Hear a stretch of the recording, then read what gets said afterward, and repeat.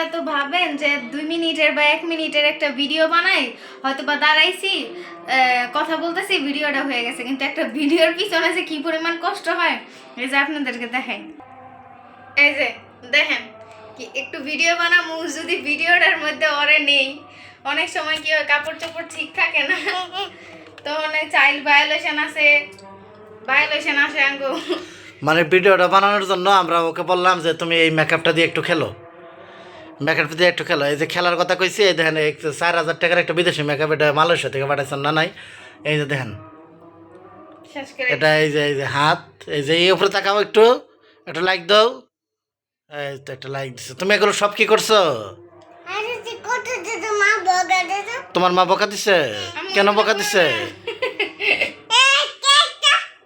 মানে তুমি এগুলো সব নষ্ট করে ফেলছো? তুমি এগুলো সব বাইর করছো কেন মা?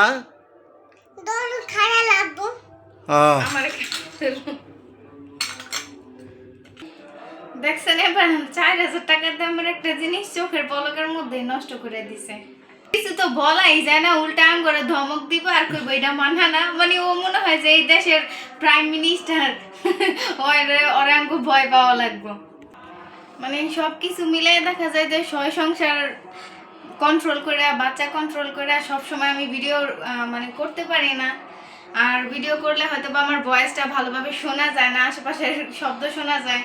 এই যে আমাদের লাইটিং ব্যবস্থা অতটা ভালো না, এখানে একটা লাইট রাখছি, উপরে ফ্যানও অফ রাখছি যাতে কোনো সাউন্ড না হয়। তাহলে তো আপনারা বুঝতে পারবেন যে গরিব ব্লগাররা কেমনে ভিডিও বানায়।